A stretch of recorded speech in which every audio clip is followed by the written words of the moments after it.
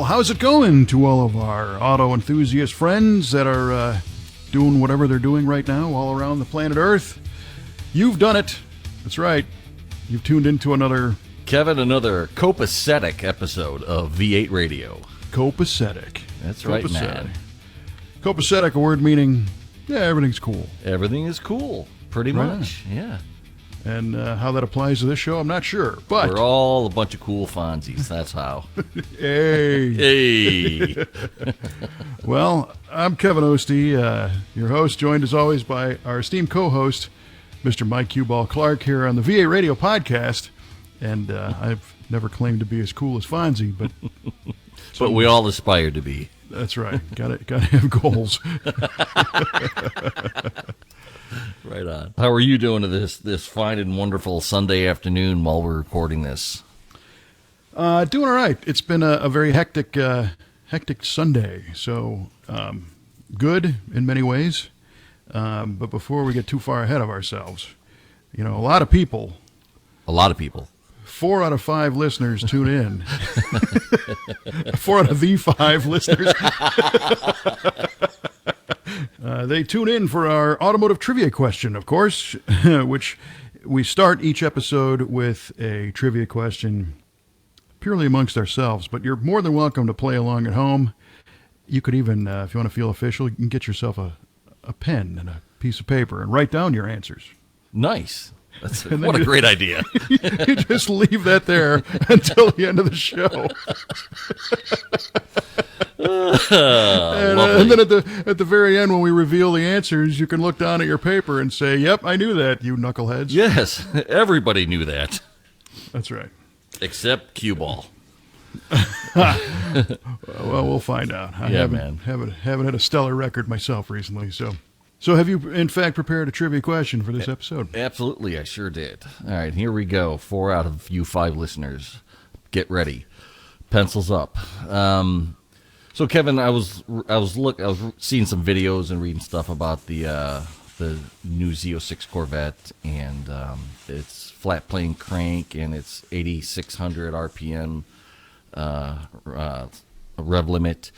So, what is it about a flat plane crank versus a cross plane crank of identical engines that allows it to rev so high? Well, that's an interesting question. Mm-hmm. And I didn't obviously read the same thing you did. So I guess I'm just going to have to take a stab at it. I'm going to guess it falls into the valve timing of a cross-plane crank versus a traditional not flat plane V configuration, if you will. Okay. I mean, they're both Vs, but right. What did you call it?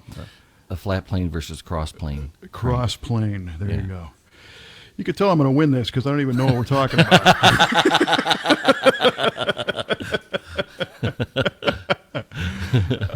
But if you look at the cross-plane design, you've got different things happening at slightly different times where, one crank throw is coming up and another one is pulling a piston down, whereas those timing events, I think, are a little more spread out from a force standpoint on a cross-plane crank. So I'm just going to say there's a little bit less mechanical resistance going on. It is a balance thing as well. But as I say, there's the timing events of a cross or a flat plane crank. It's still your same firing order, and it's still, a 360-degree rotation and all that. So I don't claim to be the world's expert on flat plane crank dynamics, but and it's funny, before you asked that, I wasn't even considering the fact that design had that effect on higher RPM capability, because normally I think of that as being valve train related. I see. Okay, like overhead cam versus push rod? Sure. Like the inertia and all that? Well, yeah, you got all that extra stuff moving on a push rod. And you could have, like in push rods, the right rockers and the right springs and the right cam design and flow characteristics will rev a lot higher than something that's restricted and heavier and, less dynamic. So So what's the answer? It's in there somewhere. I don't know. I'm going to throw a bunch of stuff on the wall, and I'm going to see what sticks. That's right. All right. I like that method. I'm going to say the inherent design characteristics allow the flat plane crank to rev to a higher RPM, all things other being consistent. The case is encased in prefabulated amulite, which mounts the panometric fans. Right, to the two-stage reverse confabulator. Yes. All right. So boiling this down, he said falls into the valve timing of the cross plane versus flat plane crank, and you also said it's a balance thing as well. Yeah. And all that. No, I'm not so sure about that. Okay.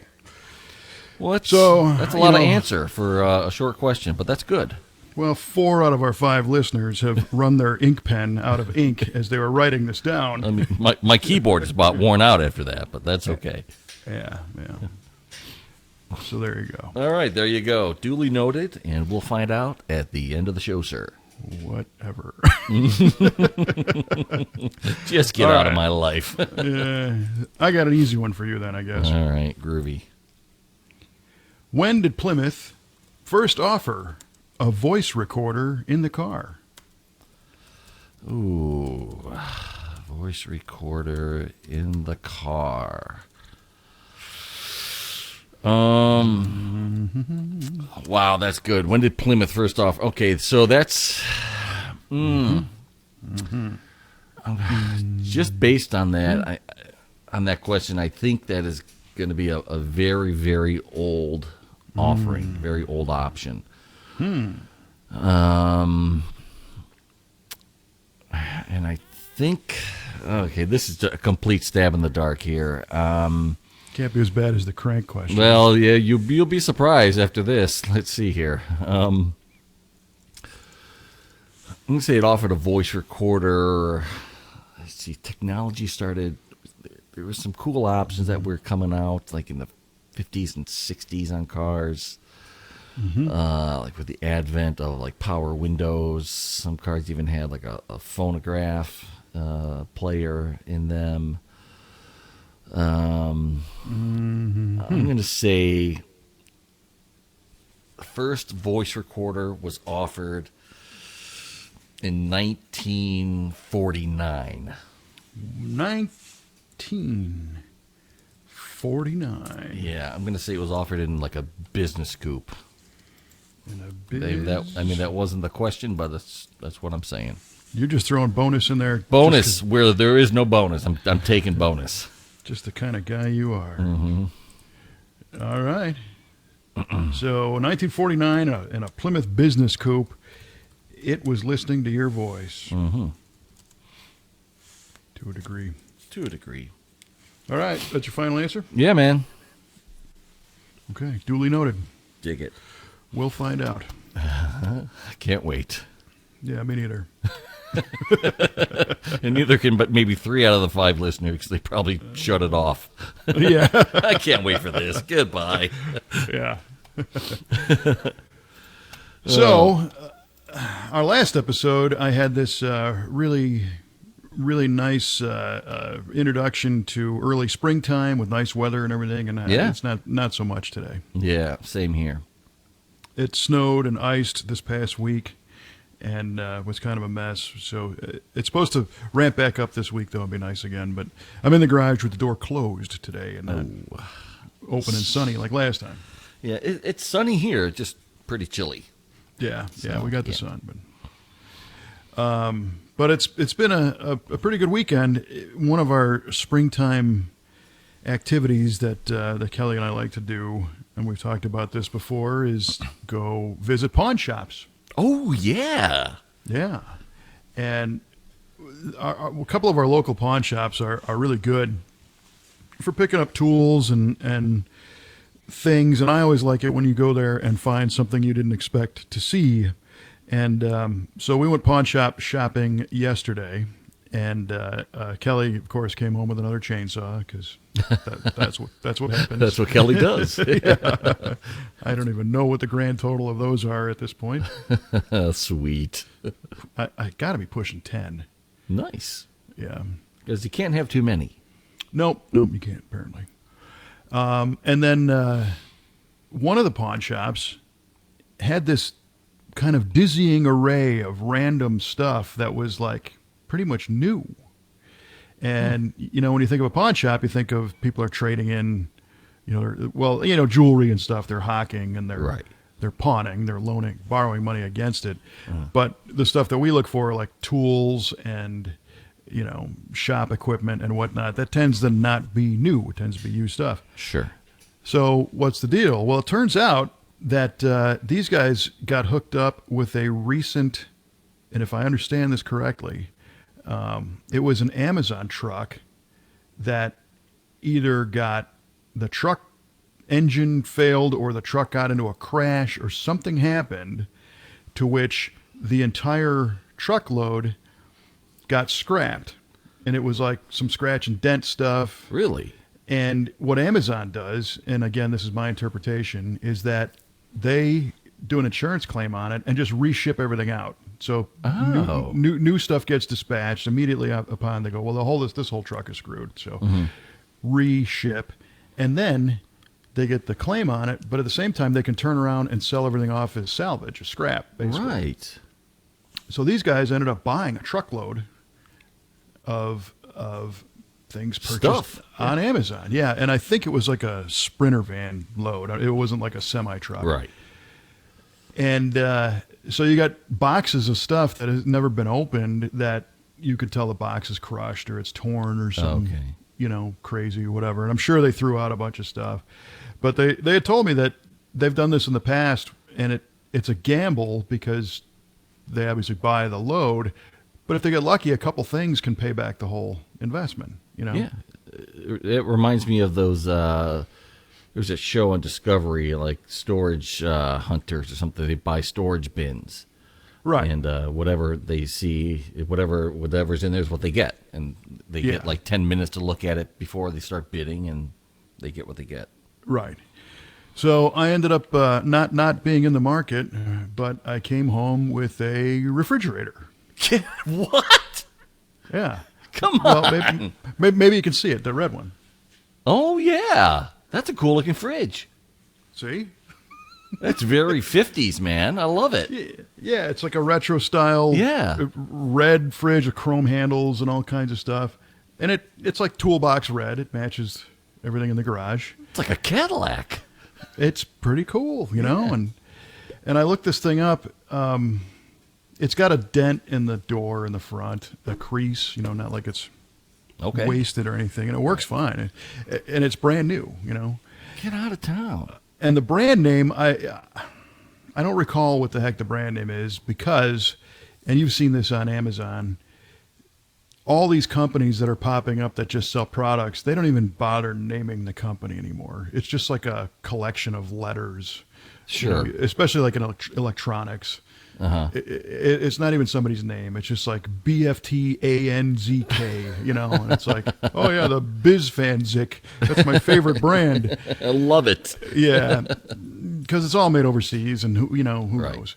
And I think this fridge is kind of along that deal. So I don't really know who made it, but at the time there was I can't remember anyway. The brand was in chrome letters across the front of the fridge.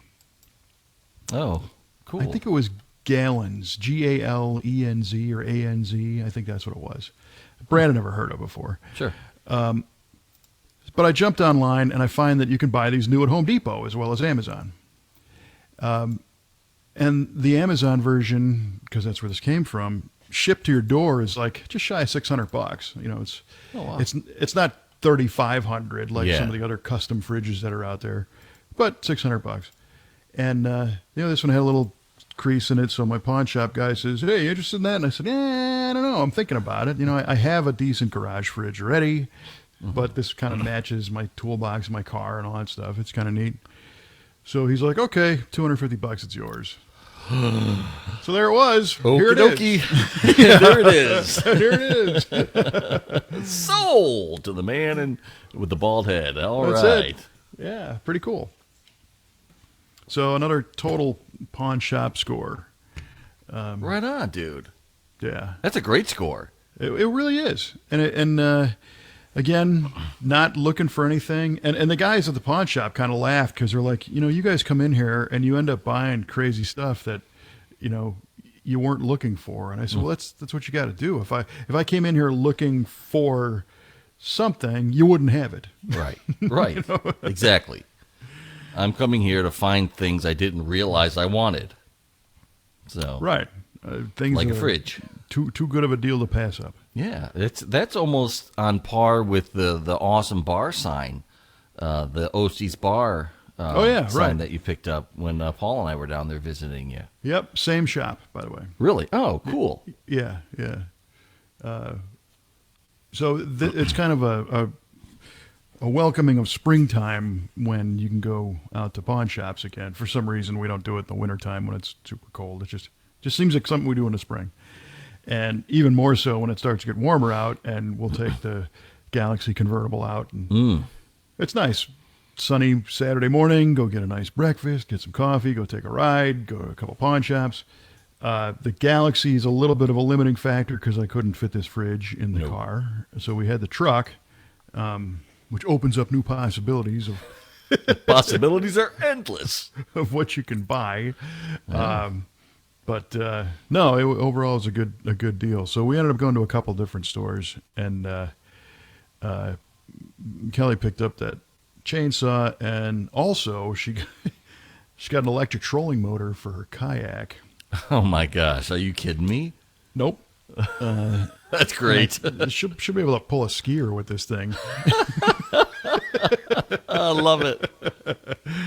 And the motivation there was last year over 4th of July, we went to visit some family in Wisconsin that live on a lake.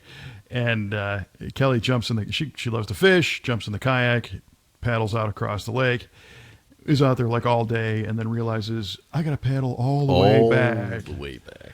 So we came by in the pontoon boat, the party boat, and threw her a rope and towed her back. Okay. But this time, she'll be able to just zing across the lake with the motor. So, And this motor will hook right up to that kayak? we'll find out. Oh boy, alrighty. A lot of kayaks have a platform or like a transom that you can Oh. attach a very small trolling motor to. I don't know that hers does, but the motor has kind of it's like a giant C-clamp, Okay, you sure? Yeah. design on the back where you got these big knobs and thumb wheels and stuff that you can. So we'll get the kayak out and bring it to the shop and see if we can rig something up to make it Cool. make it work. Yeah. Right on. Hot rod, Love it. Hot rod the kayak. Yeah. Rod the kayak. I love it. Oh, that's gonna be great. Get some lithium-ion batteries in there. Give it some. Put a high torque motor in there. It'll be cruising along. Well, I think this thing was for a regular, 22 foot fishing boat or 17 or 18 really? foot fishing Oh, yeah, boat, and now it's going on a 50-pound kayak. So Scoot along nicely. yeah, Great power to weight ratio is going to be perfect. rooster tail. Just gonna have to put a name on the back of the boat. And, Yeah, right. crack a wine bottle across the front. Mm-hmm. So yeah, it was a fun day. That's killer, man. I didn't do anything. Nothing. No, man, nothing right. that cool. Yeah, my daughter she was babysitting this couple's kids. I picked her up the next morning. That's it. That's all There you go. all the fun I had. Whoopity-doo. All right, congrats. Yeah. That's why you people tune in for the hard-hitting facts. Oh man. Well, then there's that. Then there's that. This morning I found myself flipping through, I guess, the Instagrams, and I found a live stream from the Petersen Museum in California. Yeah, so I guess last Sunday of the month, which is what today would be, there's a meetup, a cruise in, if you will, a show, and today was a Ferrari event. They had over 400 Ferraris. Ooh, in the wow. lot. Oh, it was killer. That is killer. Man. Yeah. And in Southern Cal, of course, you got, they're all there. So right. stuff from the 50s all the way up to brand new. And I think there was 2 F40s, and there was a black Enzo, and there was Dinos, and there was all the 3 Series, and it was cool. And I don't know, it was the Petersen Museum's official Instagram account that was streaming this. And I don't know who the gentleman was who was walking around and shooting this thing. I'm imagining that those are saved, so you could probably go back and check it out. And it kind of made me think, we've done, that kind of streaming. It's very popular. A lot of people do that, go to different shows and walk around. Yeah. And I kind of have a love-hate with it, because it's a little challenging to stay on point and get decent footage of the cars, real time. You're walking around, it's live. Yeah. And this guy, and I'm not, criticizing him at all, he was attending this event. So at one point he had to stop, and he was monkeying with his coffee cup or something. And, and we got to look at the ground for, 35, 40 seconds. And then he got readjusted and moved on to the next car, Right. And that's the thing you gotta account for. You gotta remember that somebody's watching this. And if you want it to look nice, it takes some planning and some execution. The thing I always have the problem with is that the contrast of the camera, usually is your phone, it's hard to read in the sun. True, it is. So it takes everything you got just to be able to see the car and frame it up in the thing. But this guy was doing a great job of doing shout outs to all the people that were watching. So the comments are coming by, and he said, "Hey, where's everybody from?" And he's calling out, "Hey, Brazil, and Italy, and New York City, and here in Illinois." Hey, Toledo. I put us. I chimed in with our V8 Speed account, and he acknowledged, which was pretty cool. That is cool. And that's another thing that I have a hard time doing. I think you've seen us do the live stream from the drive-in cruise event. Yes, I have. Which is, I think that last one we had, close, I think 400 cars, pretty close, same size as the Ferrari thing. Yeah, great turnout. And walking around and trying to say something about the car or talk to the owner, and pay attention to the comments that are coming in. I mean, that's a challenge. Yeah, that you're really juggling with that. It's a lot of things, a lot of balls up in the air. Yeah. But I do think it's cool. And I think, the live video thing, it kind of comes and goes. A couple years ago when Facebook Live really came out and the YouTube live stream did, people were like live streaming everything. Mm-hmm. Well, yeah, it's like a kid with a new toy. It was. Yeah. And pretty soon you'd watch, a handful of these things, and it's some dude in a shopping mall, or it's, a guy's backyard or something, and you're like, okay, I really don't need to watch these. And I think they kind of cooled off a little bit, but now I think, especially with the way of the world and, events are coming back and people, really want to get out and do stuff, and some people are again, which is great. I think we're seeing them coming on strong. So today I put a little thought into what does it take to do them well. And I think I'm going to give it a whirl soon. I should have done it at the Grand National Roadster Show. If I had this thought a couple of weeks ago, that would have been a good one, because it was an indoor show, so you didn't have the sun wasn't a factor. Yeah. But I have a little hood that kind of clips on the phone that blocks the sun. It's a little sun visor thing. Yeah, for shooting video that I can use. And then, I guess it's a glorified selfie stick kind of thing that, you can hold the camera by and not have the rhythmic walking up and down, camera taking steps, and kind of smooth that out. And I'm thinking about a way to improve the audio a little bit, and maybe whatever the next car show thing is that I end up with, we'll do some live streaming again and see if we can make that more of a thing. Yeah, that's cool. I like that idea. Yeah, there's like plug-in microphones for your phone that supposedly offer better audio than the internal mic does. That's an idea, and I know you could make the production value, way better than what you typically see out there. I mean, that's your gig, man. So, well, yeah, but I'll tell you what, in the past that's been a limiting factor, because it's like I'm used to doing stuff with big cameras and having broadcast standards in my mind all the time, and little stuff like when we were shooting, I learned this the hard way, but a million years ago, shooting Hot Rod TV when it was on Speed Channel, if there was a garbage can in the shot, the network would reject the show. Really? Yeah, because you can't have garbage cans on broadcast national television. What are you thinking, dummy? And it was tricky for us because we'd go to a racetrack, and here's you're in the pits, which is basically the parking lot, and there's a light pole and there's a garbage can at the bottom of the light pole. I mean, what are you going to do?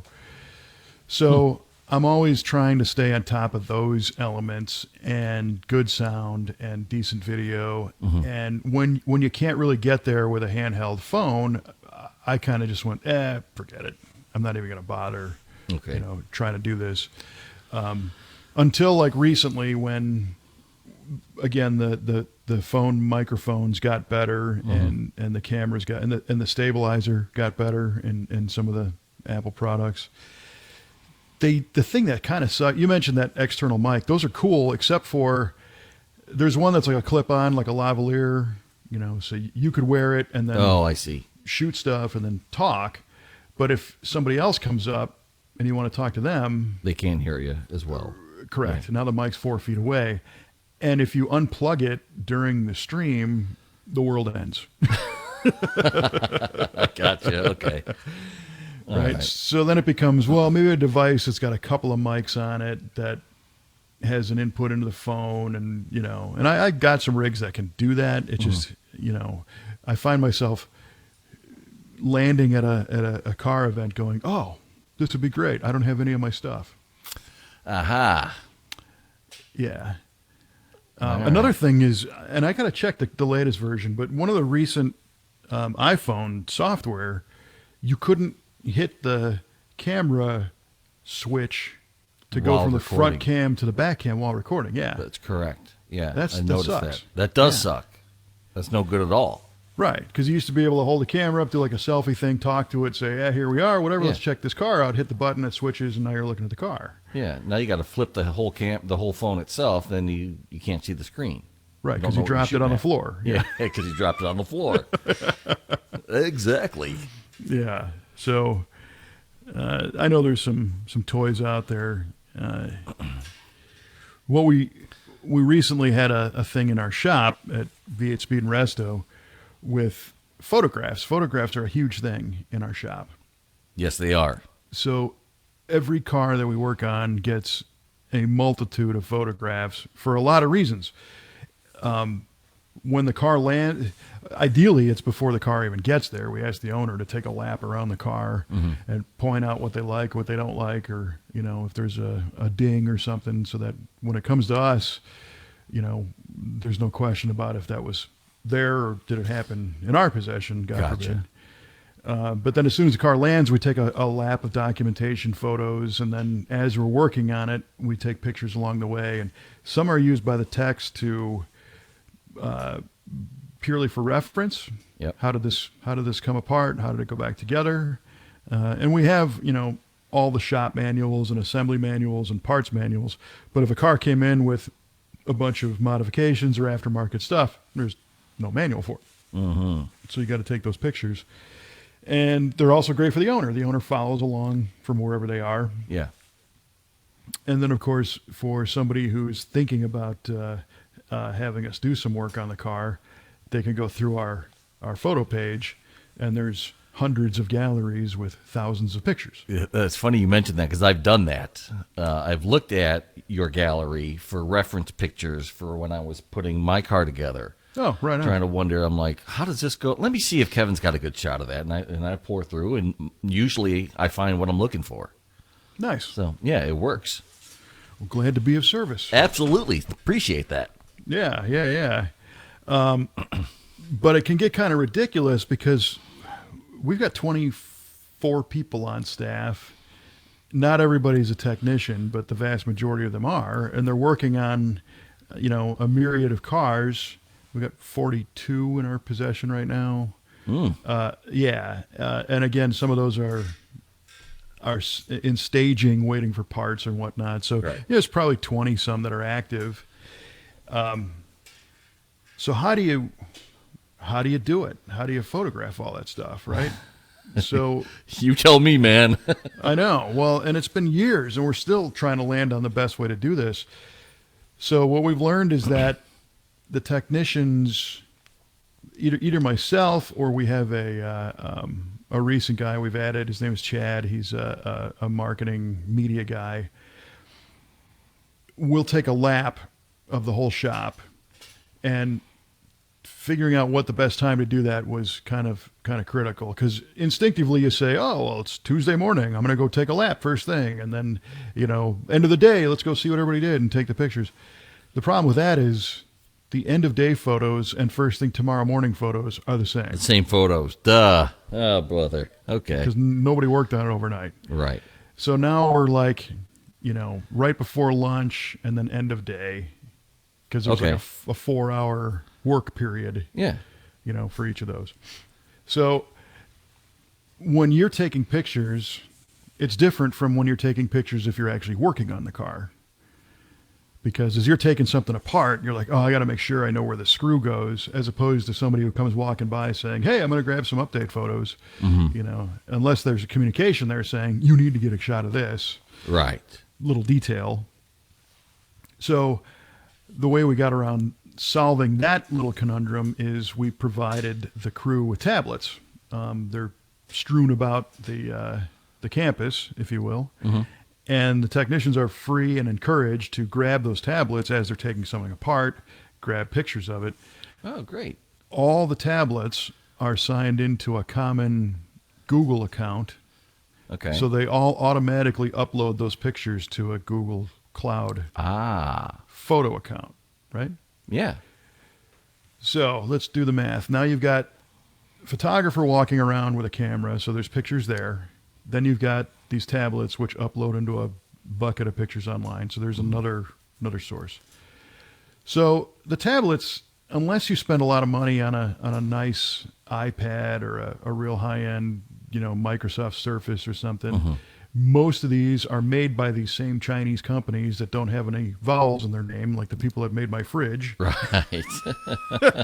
And the cameras kind of suck, Uh-huh. So you gotta be real still, and it's just not that great. And we don't want to invest a whole ton of money in the tablets just because they get dropped, and they're in a workshop environment. Not that we don't want that quality. It's just practicality has to come into play a little bit. So we opened up the opportunity for technicians to use their cell phones to grab some pictures. Okay. Because the cell phone camera today is far better than what these tablets are. Sure. The downside of that is, and it's a double-edged sword, I never really wanted to say, well, you need to use your own personal gear to take these pictures. Right. Because you're using your storage and whatever. But in the grand scheme of things, it's a tool, and the technicians use their own tools. Their own tools. It's a good point. It's a great point. To build the car. So then I didn't feel so bad about it. And then what we do is invite their personal email address, whatever the address is on the phone.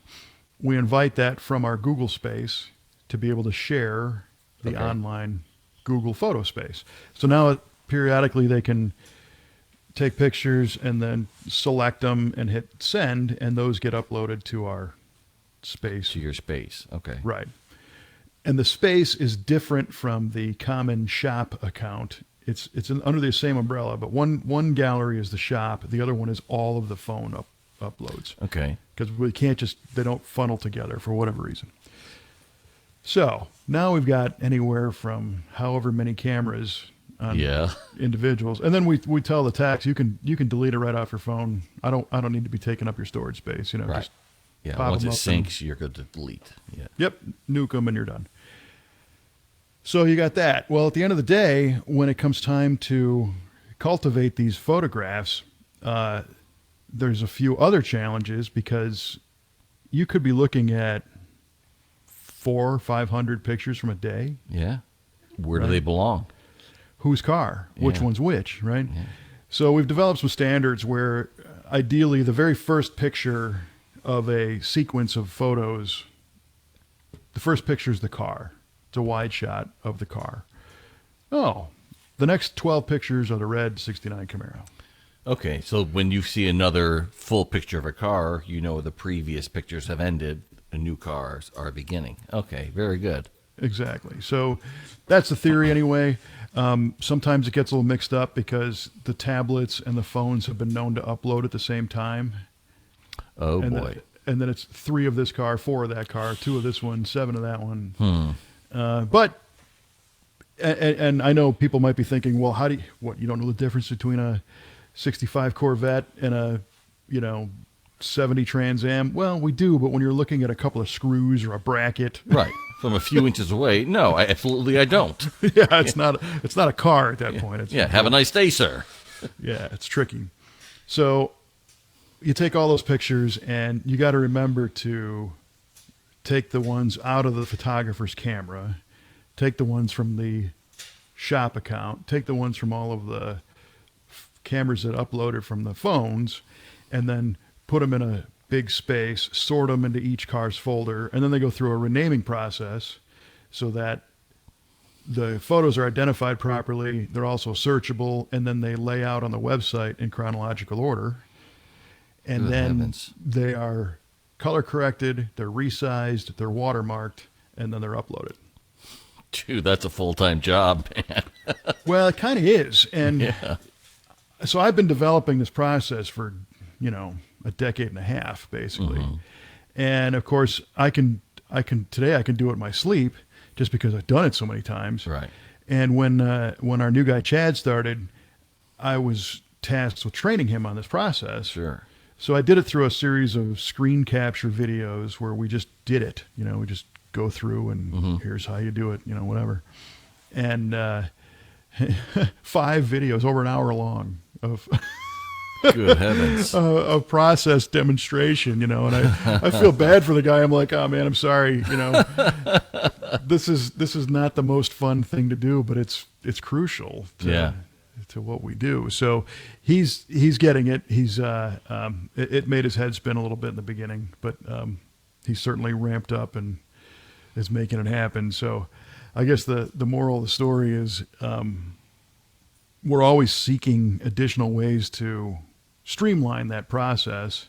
But when you go through the photo galleries on the website, there's a lot going on there. There's a lot of hours of work that have went into getting those photos, looking how they look and where they are in that order. Right. Good heavens.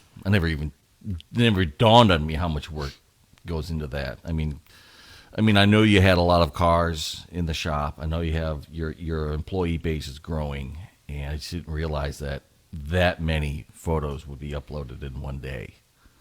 Yes. That's crazy. Good heavens, dude. No wonder. Oh, yeah. You needed Chad. Oh, yeah. Definitely needed the help. And so in, I don't know, August or something, we rebuilt our website. We launched a new version of it, new platform, new software. And I did kind of a soft rollout. It's fully functional at this point and doing pretty well. We've got a new online store. We've got some new swag. We've got the galleries. We've got some cool functionality in there. Of course, our V8 Radio podcasts are hosted there as well. Darn right. You can go check those out. But we have almost all the cars that we've worked on since we started back in 2005. Holy cow. From the very first car we worked on, the Royal Sport Camaro, the pictures, almost all the pictures are there.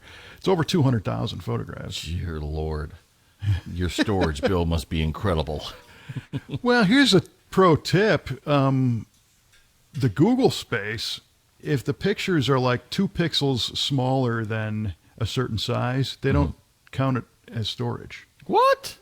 Yeah. So we just set our cameras to be just shy of and it's a good size photograph. It's like a 4,000 pixel wide photo, and if you go over that, then they start counting your storage. But below that, they're like, nah, we don't care. Doesn't matter. Wow. Okay, listen, nobody rat them out to Google, please. That's their thing. Yeah, it's not me. Heavens. It's not a workaround. It's the way it is.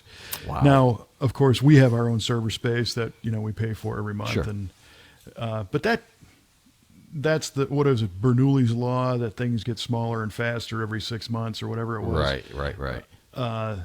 We basically have infinite storage, and Yeah. we've never gotten a giant bill. At least not in this decade. A couple decades ago, yes, but not now. That's good. Yeah. Man. So what's the last car that would had some photos uploaded on it? I think, one that we've been, they all get uploaded together, so that's kind of a loaded question. But Sorry about that. there's some cool stuff to look at for sure. And Chad has also evolved the process to get more pictures of the team doing cool stuff. I've seen some of that stuff. I really like it. Yeah, it's cool. And, I was always of the mindset that, we got to get this, we got to get the car, all the stuff I just talked about. Those are the crucial, photographs. And Chad's like, yeah, but, this dude's TIG welding this thing and it looks great. So here's a cool shot of Jordan TIG welding this killer exhaust system. And, Yeah. And so those are trickling out into social, which is pretty neat. Yeah. Showcase your people as well as your products. For sure. Yeah. And always try to do that. And it was just a matter of kind of connecting those dots and saying, you got these pictures. Yeah. It's funny. I look at it and I go, that's really cool. Well, dummy, everybody else thinks it's cool too. So get it out there. Nice. Nice. Yeah.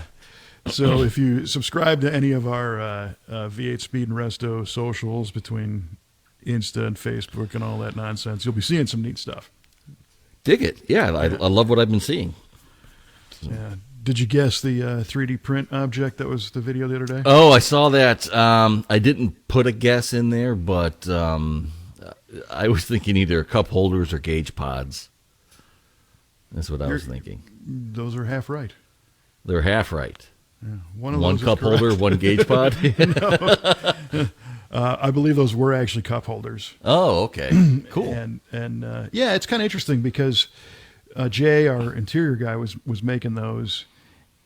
And when you look at a cup holder of a specific size to fit a specific, custom console or something, if you make it out of steel, you got to measure, you got to cut, you got to weld a lip on it, you got to maybe do some finish work, maybe it's going to be polished or chrome around the ring or whatever, painted. You're in this thing for 3 hours, 4 hours, Oof. when it's all said and done. And otherwise you draw these couple cylinders in the CAD program and hit go and walk away, and you come back, an hour and a half later, and they're done. That's pretty cool. Yeah. So it would still need to be painted because that particular part was done with a blue filament, I believe. So, but he had a really neat idea of the challenge was for a Corvette, for a C3, which has no room, and the console doesn't have any room to put cup holders. Right.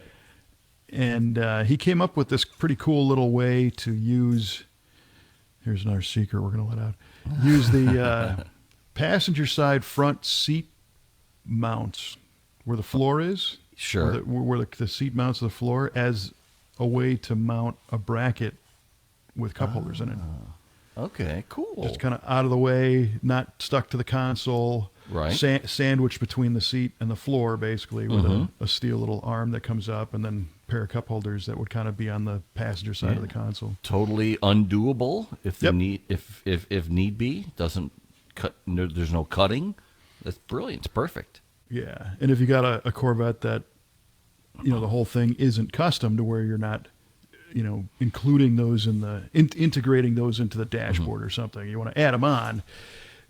There's all kinds of add-on cup holders that all suck. They hang from the AC vent, or that's not good.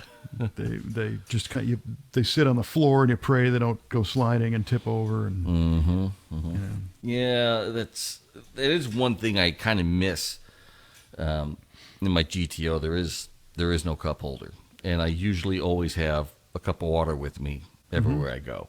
I have my awesome V8 TV, my V8 Speed and Resto insulated cup that goes with me everywhere I go. And when I go out for a cruise, I want to have it with me, but then it gets a little dicey because I got to rest it on the seat and then make sure I don't forget about it when I make a turn. And if I do, it turns over and I lose water, and it's a whole thing. Well, and the last thing you want to do is, wreck the car because you were chasing a cup. Yeah, exactly. Yeah, that would be bad. Yeah, kind of crazy. Mm-hmm. So yeah, I've been thinking about that whole concept of adding cup holders in a fashion. My Riv is the same way. My Buick, it doesn't have anything for cup holders. Of course not. Nothing did. But that car has a Strato bench, which is a bench seat that has the armrest that folds down in the middle, and the seat backs are buckets. So if you look at it, it looks like bucket seats until you see the base, and it's a bench. Okay.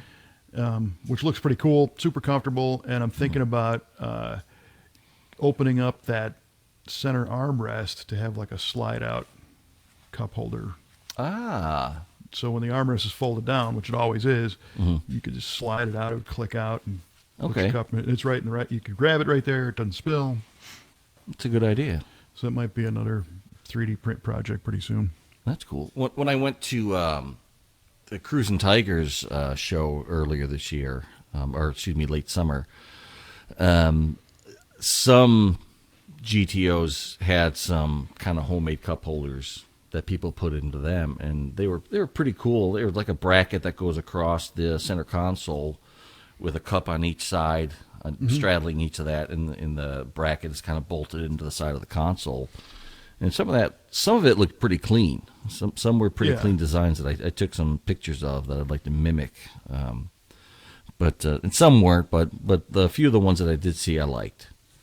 Yeah, and I think the secret there is if you do something like that, especially like in your car, so you've got the wood grain top of the console, there's a chrome, perimeter trim, and then I'm guessing, I think below the chrome trim going down to the floor is that textured plastic. Yes, exactly.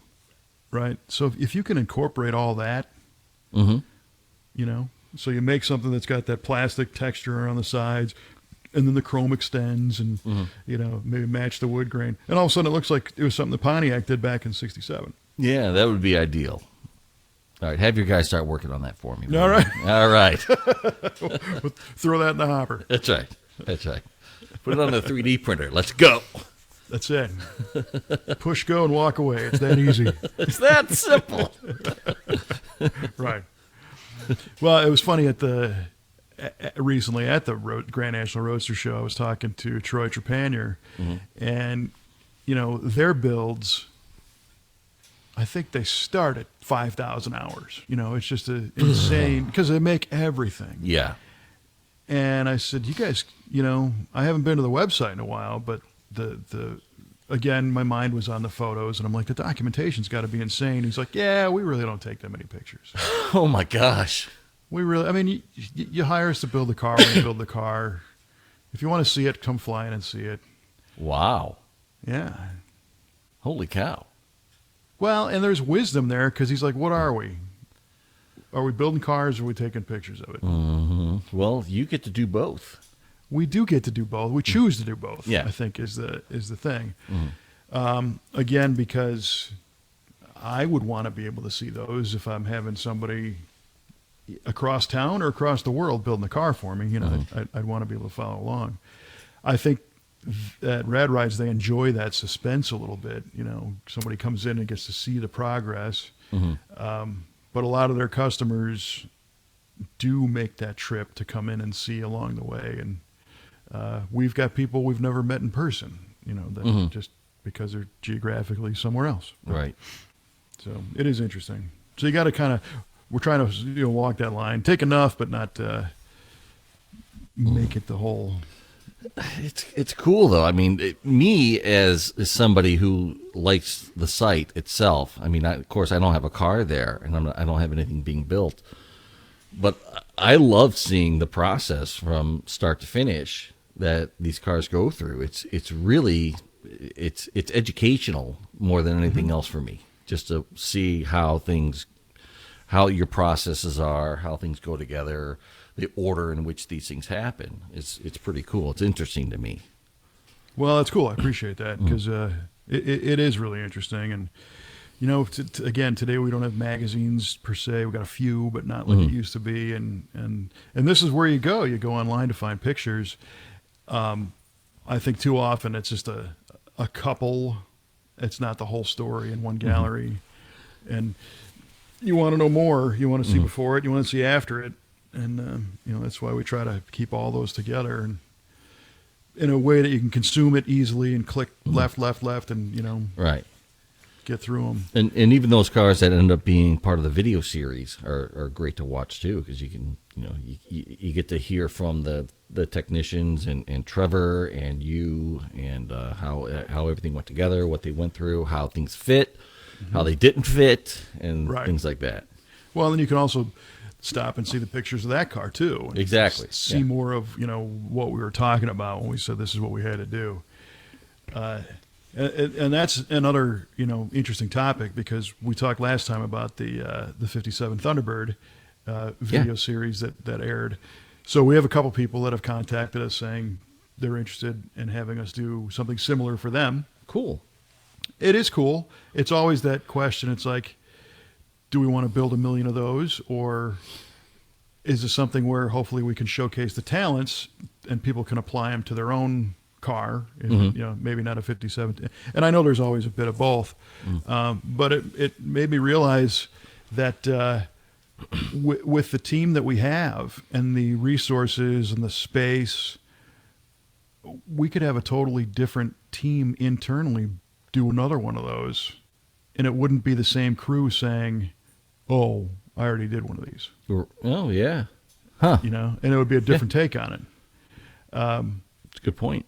Which I think would be pretty neat. And obviously, in that particular case, Trevor was the lead guy. He kind of figured that car out, so we would tap into all that knowledge. But that's it's kind of theoretical. It's like, well, you need to put this here and use this fuel tank and whatever. But after that, creatively, go to town. Go to it. Yeah. Huh. Yeah, that'd be cool. It Great would. Experience.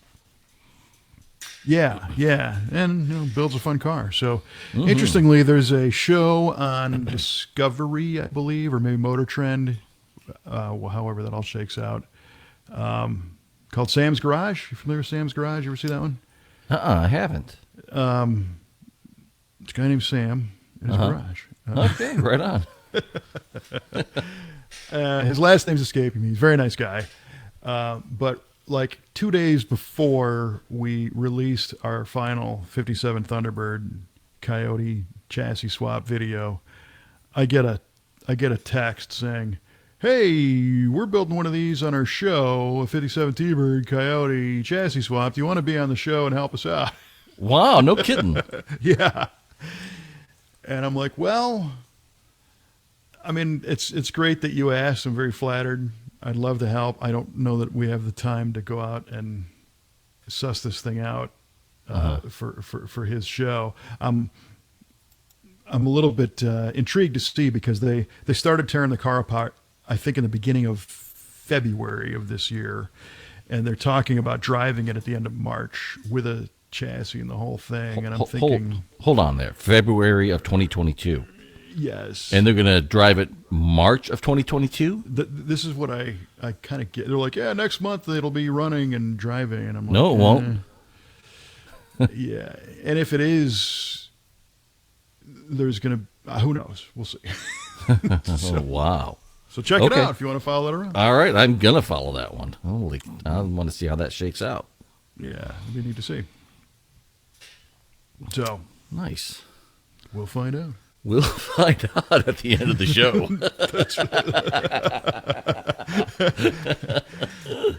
Exactly. Oh, brother, man.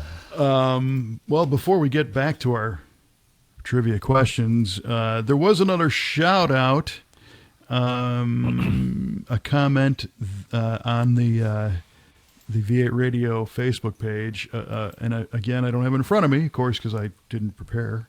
How dare you, sir? From the gentleman who said he never misses the show and he's spreading the word. Did you read that one? No. Yeah. Man, let me see if we can't find that here. So we appreciate the enthusiasm of repeat listeners, because that was kind to hear. That is kind of here. On the V8 Radio Facebook page, you say. Yeah. I think it was when we posted the episode the other day. It was either in the comments right after that, or maybe it was in my little generic preview saying, hey, new episode Friday. Okay.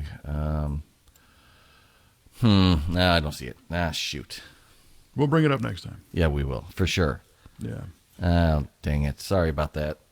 Sorry, nameless friend. We'll get to you next time. That's right. As always, we appreciate the feedback. We'll try to be a little more on the ball. Oh, brother. That's awesome. Yeah.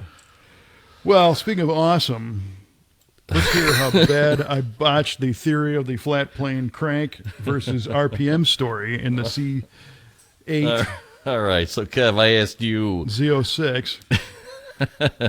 I asked you why an engine equipped with a flat plane crank can rev typically higher than an identical engine equipped with a cross plane crank, and you went into it, but we boiled it down to it kind of falls into valve timing of the cross plane crank versus flat plane, and you also mentioned that it's a balance thing as well. Well, you were knocking right on the door of this, and we might end up giving it to you when you said it's a balance thing, because the flat plane is so better balanced than a cross plane. It doesn't require those heavier counterweights, thus making a lighter crankshaft, thus making it lighter, able to rev higher. So I knew that's what you're thinking. That's what I said. That's what you said. Rewind it. That's what he said. I guess that is exactly what I was thinking. I just chose all the wrong words. Yeah, it's a lighter assembly, and it allows higher revving. Right on. Nicely done, sir. Well, thank you for that, I guess.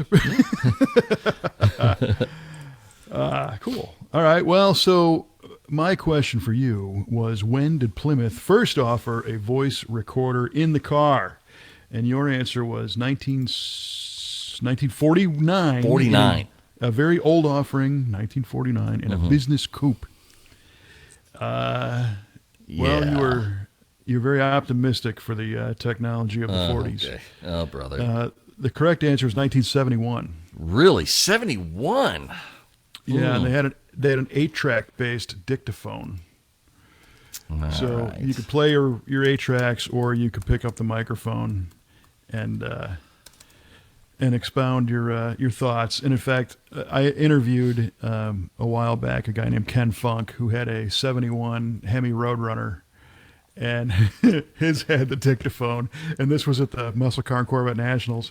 And he's like, yeah, I'm not really sure what you do to that, except maybe dictate your will as you're careening off a curve over a cliff after you wind this thing up to 150 miles an hour and lose control.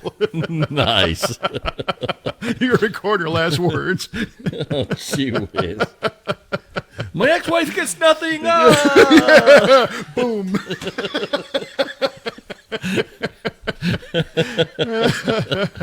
Oh, that's good stuff.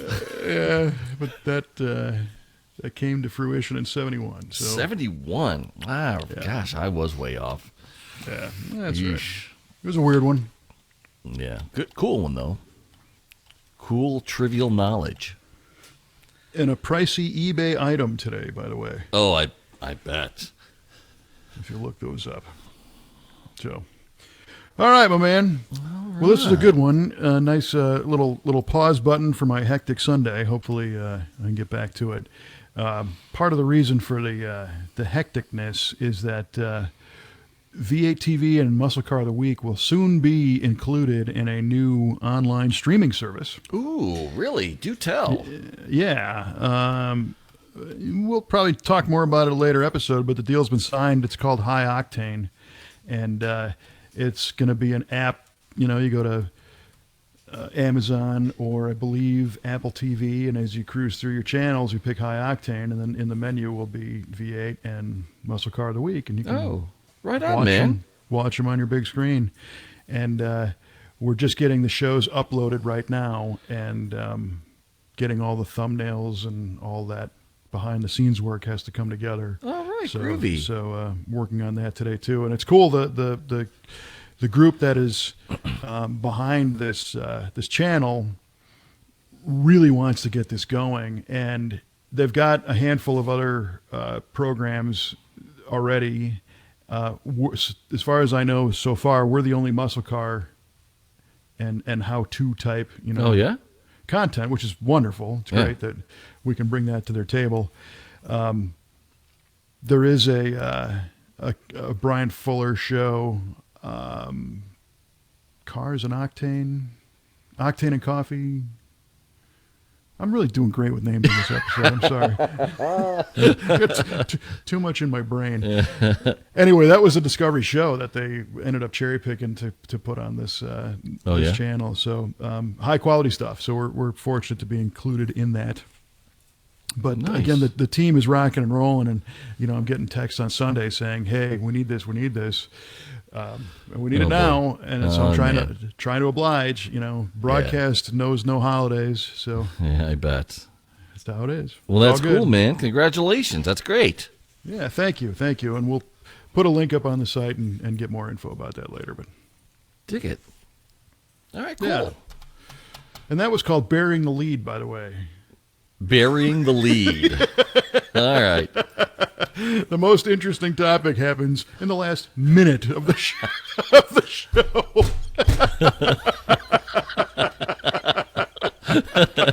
Well, you really know your stuff, man. Yeah, so this time, play this one backwards. I'll make sure we put a note in the description. Please start at the last 2 minutes. Yeah. Too many cars and too much coffee, I think it boils down to. Yeah, right. Well, we can make that the part of the episode article. We can include that in there. Right on. Yeah. All right, we'll do that. All right, dig it. All right, my man. So again, we appreciate everybody tuning in and sharing the positive feedback. It's been great. Hopefully, by our next show, you'll have a little better weather up where you're at. Maybe go take that goat for a spin. Can't wait. Looking forward to it. Yeah. All right. And I hope to have more updates from other adventures, and we'll talk about them in the beginning of the show. Right on. Yeah. So, for Mr. Q-Ball Clarke, I'm Kevin Oeste saying, wherever you are in the world, thank you so much for tuning in to this episode of V8 Radio. And always remember to keep your foot to the floor and your eyes on the stars. And your voice recorder on. That's right. For your last words. See you next time.